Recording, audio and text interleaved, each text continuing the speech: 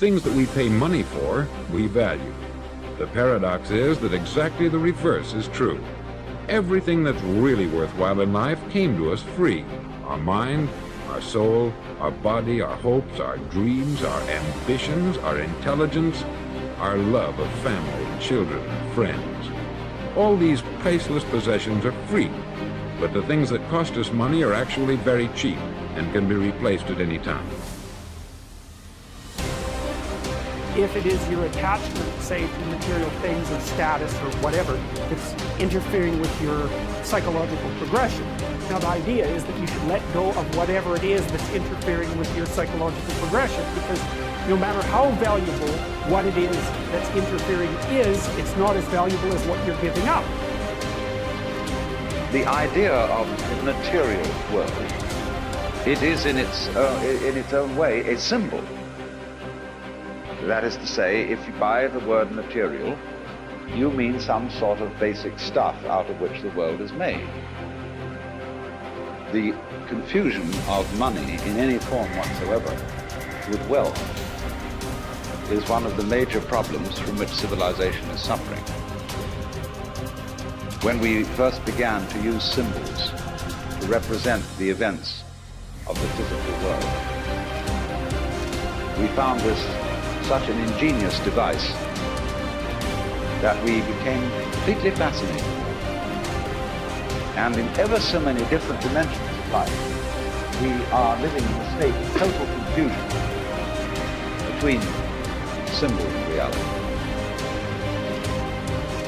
But our culture, our civilization, is entirely hung up on the notion that money has an independent reality of its own. Let go of what's going to come to you, and what is going to come to you will keep showing up in larger and larger and larger amounts. And there's great wisdom in that fable. Let it chase you.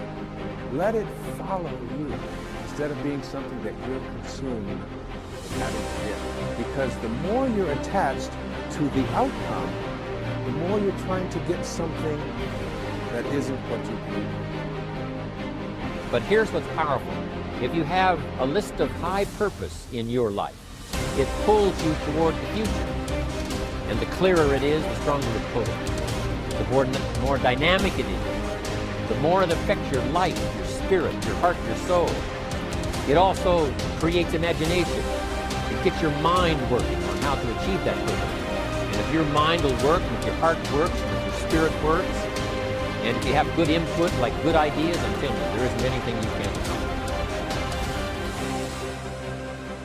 So if you've taken all of your attention off of everything material, there's only one place you're going to wind up, and that is the immaterial realm called the quantum field, an invisible field of energy that unifies and connects everything material.